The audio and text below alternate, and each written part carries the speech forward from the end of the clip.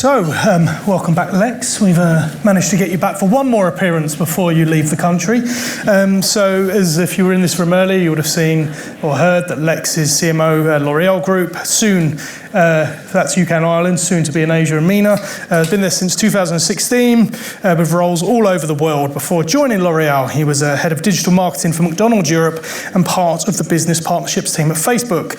He's a recovered ad man, having spent the first part of his career in the agency world at both WPP and Publicis. At the end, Lisa Walker, head of media and sponsorship at Vodafone for the past 6 years, where she manages the full media and sponsorship budget of 100 million plus. Previous roles at HSBC and T-Mobile before a 2-year stint in the agency world with Wavemaker between 2014 and 2016. And then stepping back into the world of client side, where you've been leading the charge on sponsorships such as British and Irish Lions in 2021, Wimbledon, Welsh Rugby Union in 22 and Glastonbury in 23. So there will be a queue forming at the end for tickets, no doubt. And last but not least, Marta Carreras, whose name I'm sure I've butchered there. But you've been with Coca-Cola for nearly 8 years, where you're currently the creative strategy director, where you have developed and lead on the global creative campaigns across the portfolio, from strategic thinking to creative development. You've contributed to global iconic campaigns such as Coca-Cola Christmas, have a strong belief on the power of emotions and purpose, and you are another ex-agency, having spent 6 years with the McCann Group worldwide. So, my first question is, what is it about agencies that you all hate that you had to leave? Before we, No, that's serious. No, of course. It would be remiss of me not to start with the question which is staring us there. What builds an excellent brand in 2023? So I'm going to quickly go down the line for some very top 3 quick short fire answers, and then we're going to get into that. So Marta, I will pick on you first, seeing as you're next to me. Okay. Well, it's a big question. But thinking in 2023 and what we are trying to focus right now, I would say that it's important to understand the way that brand love is evolving and what it means in terms of behavior. I think that by pushing authenticity and embracing authenticity is what really makes a difference, especially because the way that we are establishing and building new engagement models with what we used to say that were our audiences, that are not all our audiences anymore. Actually, they are our partners, and actually I would say that also they are our shareholders. Building experiences, and the third thing for me would be like how a brand is pushing from experimentation, the role of experimentation, especially looking for efficacy and efficiencies. Okay, brilliant. Lex. Wow.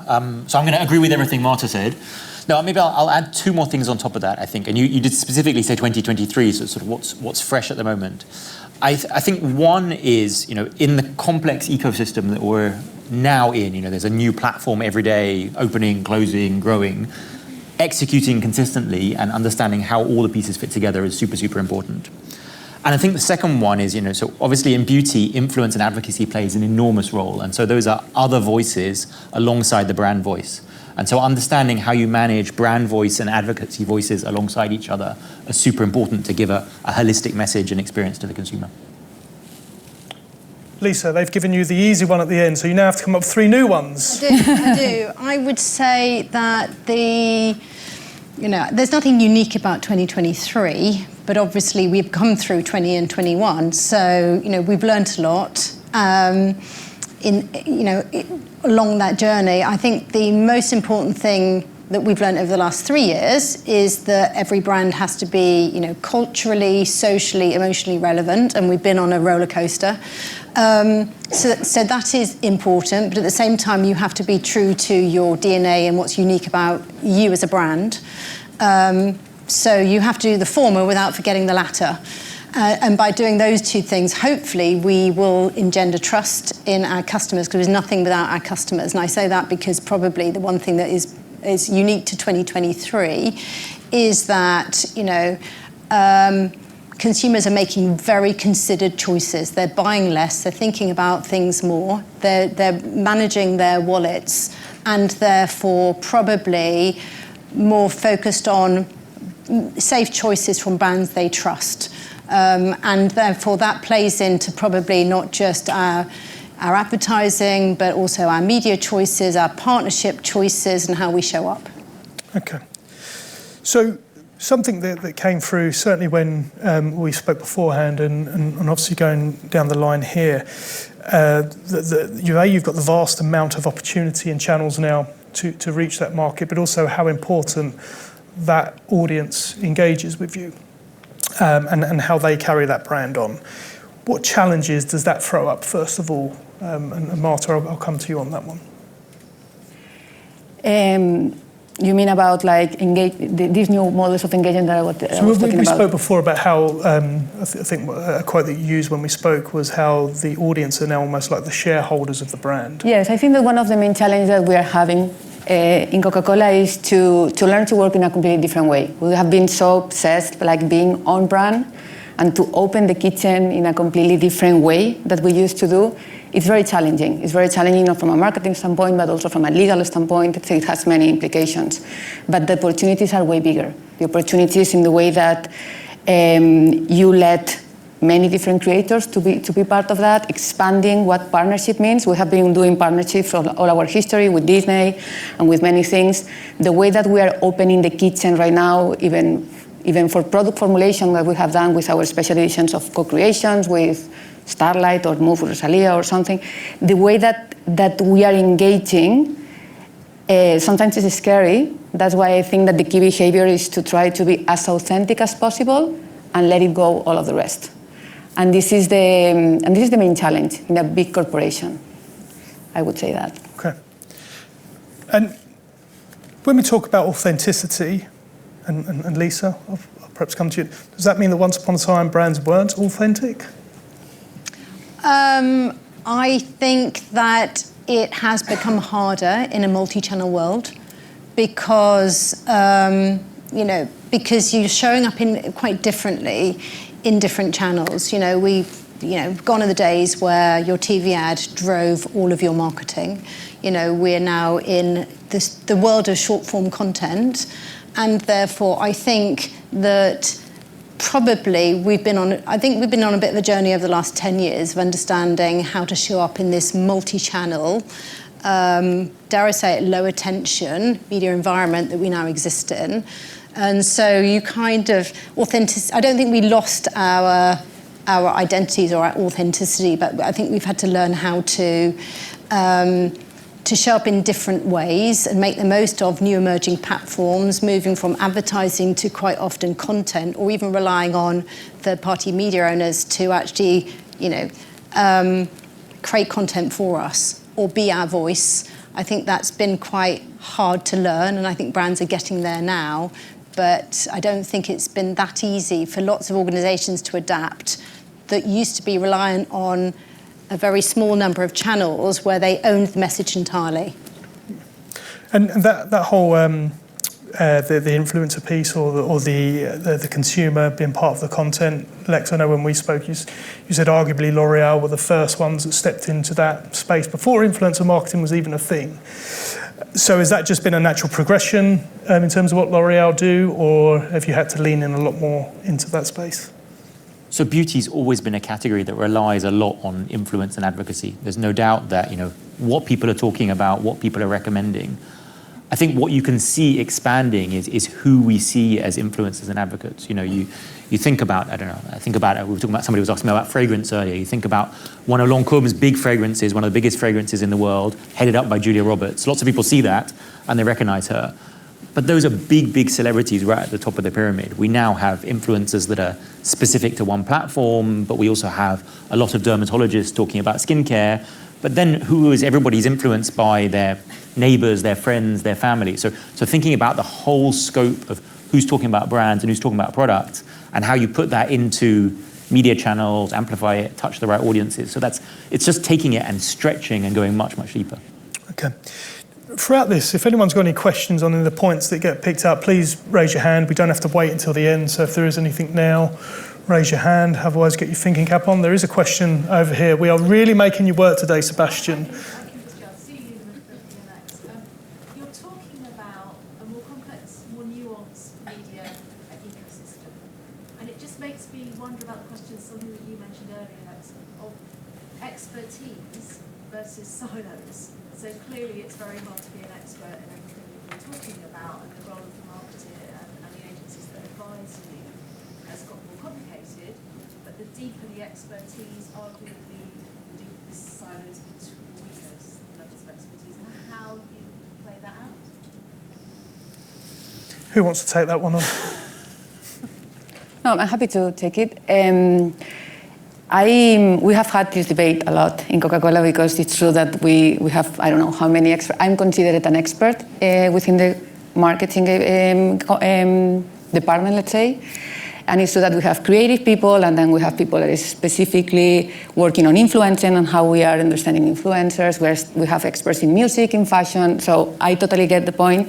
And how we build this end-to-end experience and this world that everything works seamlessly, it's really important, and it's not an easy thing, because at the end we are humans, and at the end everybody has its role sort. So what is role sort or what is collaboration, sometimes it's not an easy thing, but it's the only solution, because it's how the world. And I read something very recently in an English publication, by the way, that was talking like the evolution of brand building was world building. And in order to build this world, you need all these people coming together. So I think that the way that we are approaching in Coca-Cola this end-to-end experience is what help us to drive a journey that is kind of natural for people, which at the end is what we are trying to be part of, you know. So I don't know if that responds to your question. Can I jump in? I think this specialist generalist discussion is one that's it's circular, because you need a specialist because you have to understand what's going on, but you need a generalist to be able to bring everything together. I think that the best sort of similarity is just to think of an orchestra. You need to be good at a specific instrument.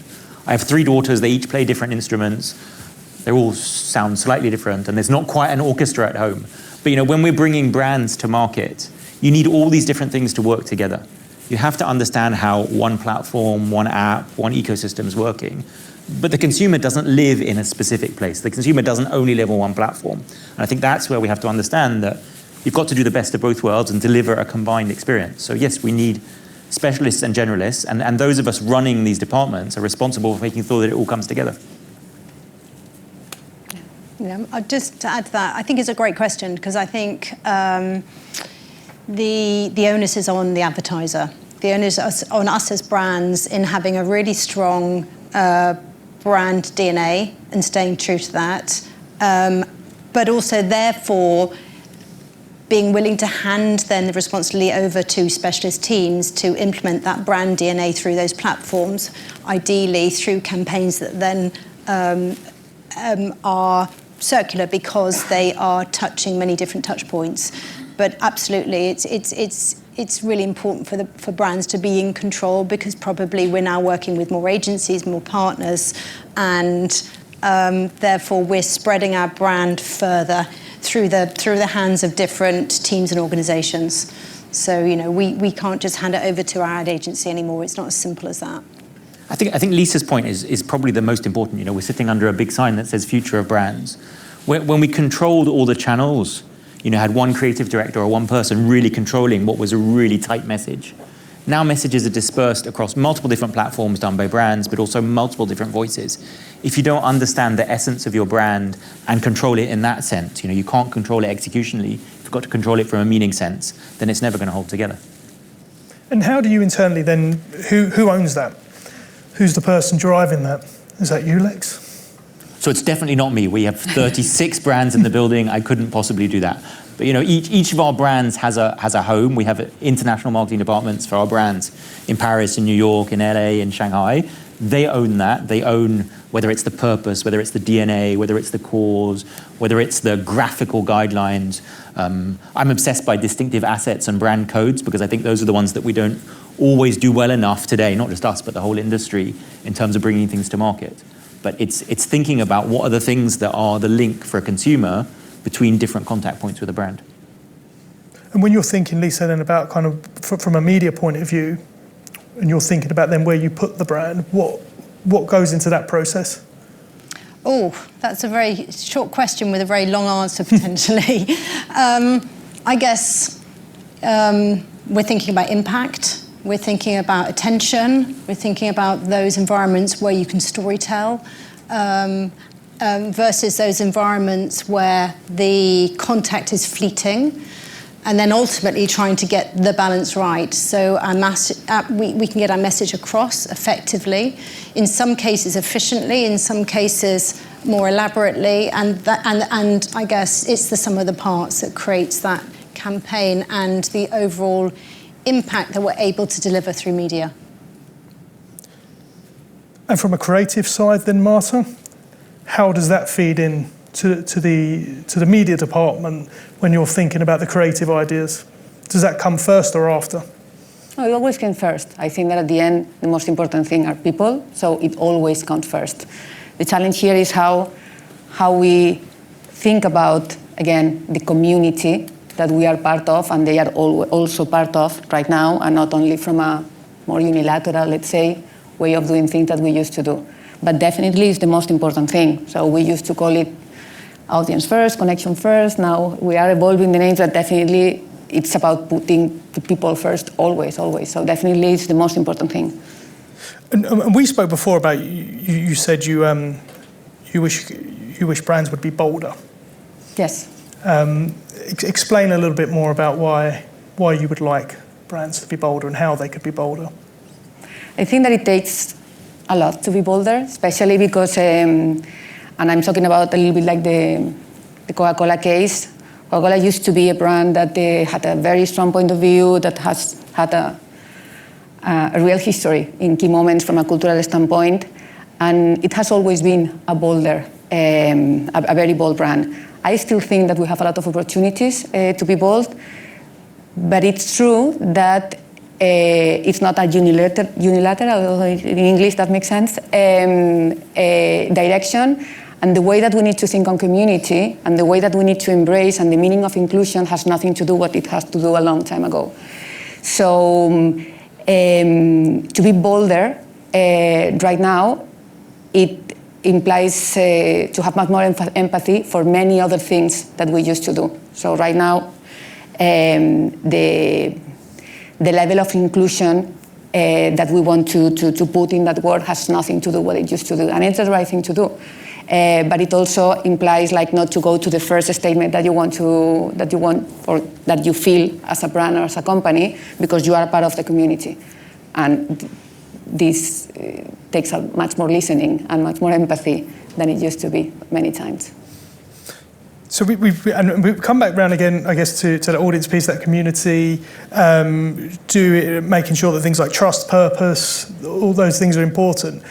How do you maintain control of that brand direction, that brand building, when there are so many different stakeholders now arguably involved?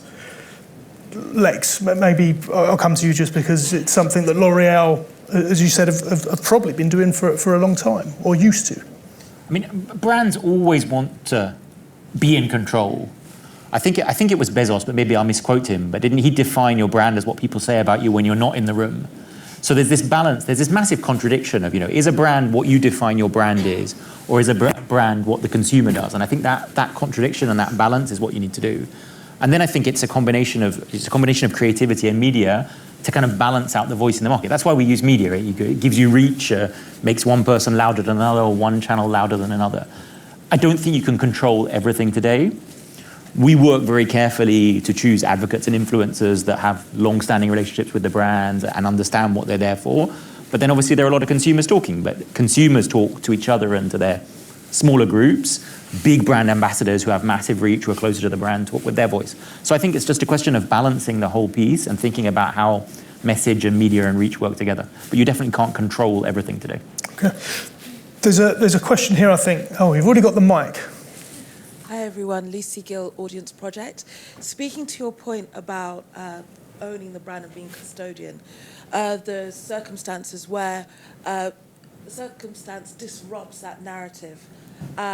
So say, for instance, Bud Light, where they've had a very live conversation. How do you as brands, or indeed the custodians of the brand, realign that conversation? Is it the brand DNA, or is it the consumer that then dictates how you address and repair that narrative? you want me to start? Do you Go want for it. Go for it. I guess that's quite a challenging question because, as we were saying, that it's the public, it's consumers that are in control of your brand. We're not. They get to decide whether they agree with how we present ourselves. And there will always be disruptors. There'll always be points at which your brand comes under scrutiny. You misstep. You kind of do something which doesn't reflect well on yourself as a brand or a business. That's going to happen at some point in every business. But you kind of have to. You have to try not to let that cloud your judgment, because I think every brand understands what it's trying to do, what it's trying to be as a business. It'll ride every storm, and normally, those points of disruption are fleeting. So I think it's just a matter of trying to ensure that you don't let a single event or a single set of circumstances change what you believe your strategy is. If you've written that strategy and it's clear and you've got a clear direction.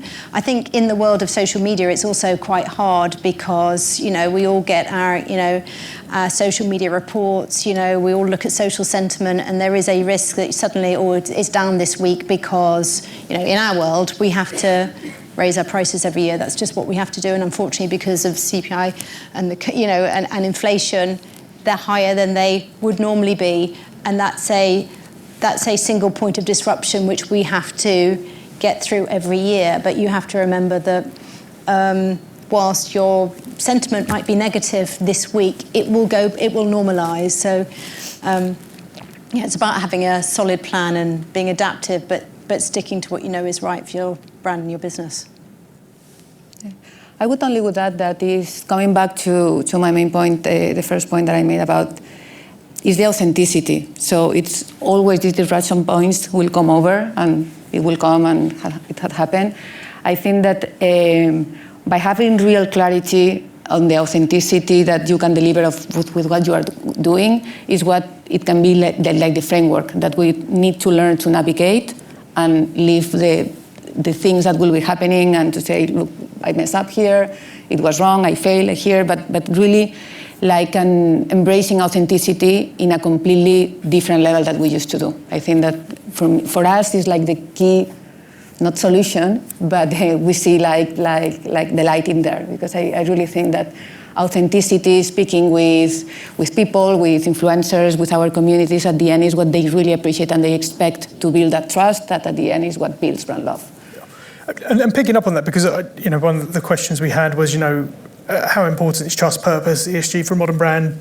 Very, I would imagine is the answer. But to the point you were just making there, Marta, when it is you are now more open to criticism, to feedback, how I don't know if this is the right way of phrasing it. How big is the risk of kind of really putting that viewpoint out there? I mean, you said don't be afraid to maybe fail, get it wrong. But is there a reluctance still to do that, when you can get called out quite easily? Yes, we have a lot of reluctance. Coca-Cola, you can imagine that we have, a lot. So that's why I think that it's so challenging and it's so beautiful in many ways. No, there is a lot of pushback, of course, and it's a big problem to let it go and to expose yourself. It's not an easy thing, not from a human perspective and not from a brand perspective. So yes, this is the big thing that we need to overcome and try to do the right thing. But no, it's not an easy thing, of course. We have a lot of discussions Marta talked about doing the right thing. I think all big organizations and the people inside them are probably more risk averse on the spectrum than smaller brands, because they've got more to lose. But I think it's about the organizations and the people in the organizations being comfortable with the decisions they make. Brands can segment because they have to go after audiences, but the organization as a whole has to make the right choices, think ethically, think responsibly. You talked about ESG. I think there's, everything is about the people behind it and making those right decisions. Yeah. But actually, we for the first time last year or the year before came out with a group campaign. Our sense of purpose as a group behind all the brands, to start to talk about the thinking behind the group. It's those pieces that mean you can be more authentic and more transparent with your brands and be comfortable with the decisions you're making. Would you add anything to that, Lisa? No, I absolutely agree. It's about authenticity. It's about sometimes being vulnerable as a brand, because honesty matters in the eyes of consumers, and making considered choices, but also allowing for experimentation. If you think about huge companies like Apple and Google, they have launched products that have failed. You can't remember those products because they withdrew them very quickly. But every organisation, especially tech businesses that are having to work at pace, will launch products that fail. And I think that's, or will launch products that are still in development. In some sectors, you have to do that to keep innovating, to keep working at pace and in line with the competition. You wouldn't want your bank to be experimenting, but you don't mind if a tech company releases a product, an app that isn't quite perfect. So it does depend a little bit on what sector you're in, and therefore what innovation experimentation means. But there's room for it to a certain degree in every organisation, and it's really important. I think there was a question at the back, so we'll go to that. Hi, Alex from L'Oreal. Hi, Alex. Nice to see you.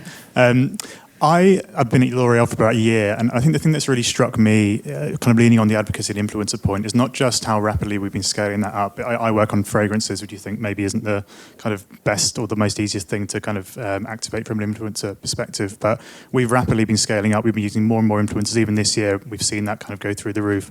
And not just that, from a media partner perspective, we've also been seeing an increasing number of those partners coming to market with influencer solutions.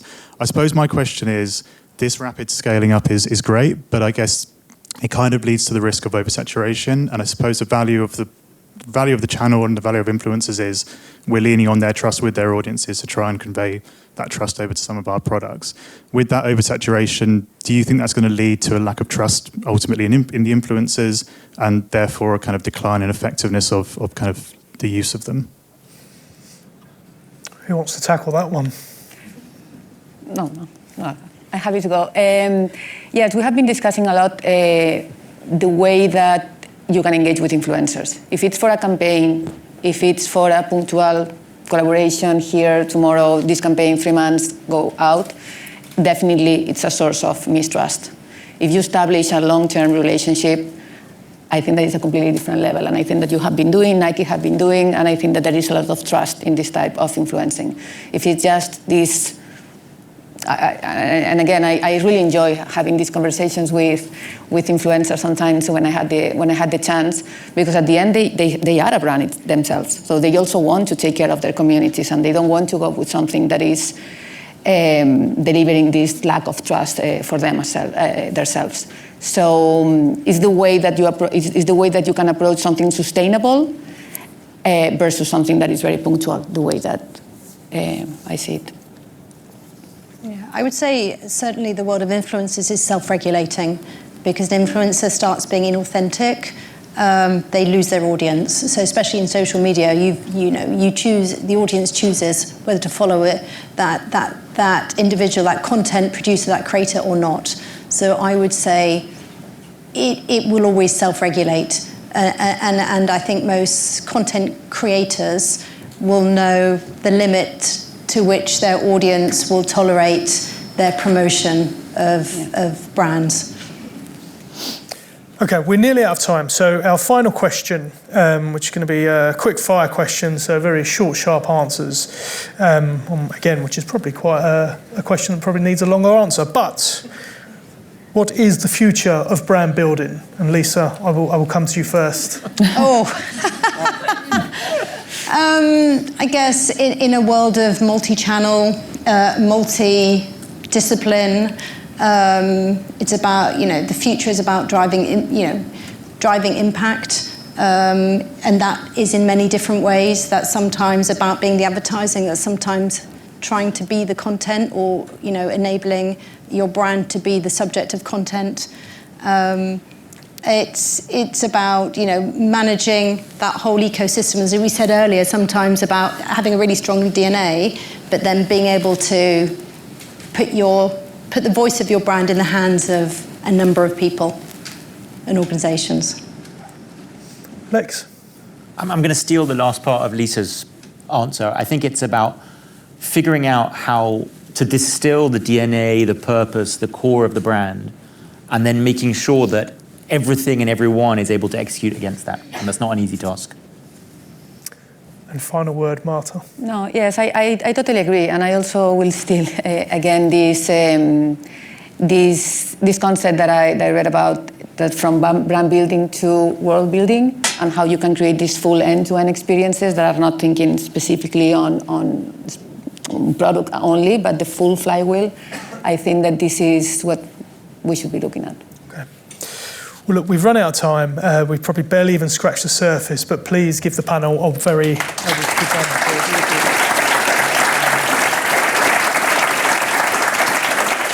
applause. We now